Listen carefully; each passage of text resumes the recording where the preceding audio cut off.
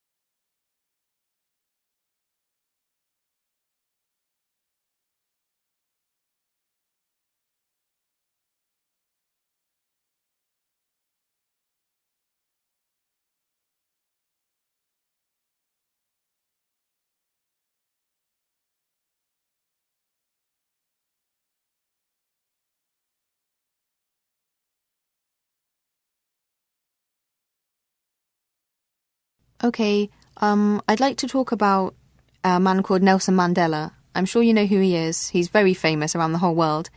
Because he used to be the president of South Africa. Now, I admire him not because he was the president, but because he fought throughout his whole life. I mean, he's already an old man, possibly 80, I think, and he fought throughout his whole life for something he believed in. He really stuck to his guns. He followed what he believed in, stuck to his principles, which were what he fought for was racial equality in South Africa during apartheid. He wanted equality between black and white people. And, I mean, his life was very difficult. He was imprisoned for 40 years. Even before he was imprisoned, he was always wanted by the South African government. And despite all this, he still never gave up what he believed in. Even when he was in jail, he found lots of ways of continuing the struggle, whether it was through other prisoners. He also passed communications and kept the movement going through some of the prison wardens that sympathised with him and his cause. So despite being in prison for 40 years, he could still fight for what he thought was right. And I mean, in our everyday lives, we meet lots of things that we want to give up on, even if it's just a exam or something like that. So I really can't imagine how difficult it must be to fight for the same thing for your whole life and not give up.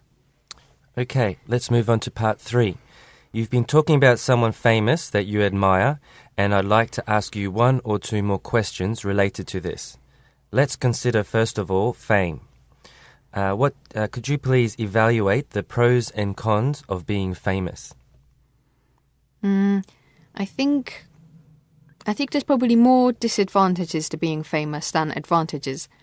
The obvious advantages are money. I mean, when you're famous, everybody wants you to do things beyond adverts, do speeches, just loads of things. So you earn lots of money, and if you have lots of money, you can just do anything you want, and you get loads of opportunities. You get to meet lots of people that you wouldn't have met, do lots of things that you wouldn't have been able to do. You get special treatment. You can go to parties like the Oscars and things like that. But because most famous people are really in the public eye all of the time, there's a huge pressure on your personal life. People want to know about your family and your relationships and everything you do. So there's really an invasion of your privacy by the media. I think that's a really big disadvantage. You can't just live normally anymore. You really have to adapt to being a public figure. I think that's a big disadvantage. Okay, and can you please explain what responsibilities celebrities have to our society? Well, I think because it's society that makes the celebrity famous, I don't really think the celebrities have any responsibilities to society.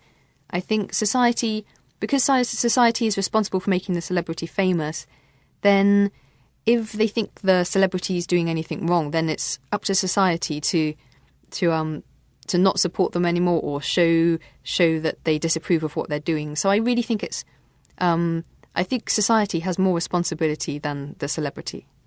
Okay, and let's talk about success. Could you discuss which element is more important for success, luck or hard work? Well, we say in English, what's the saying?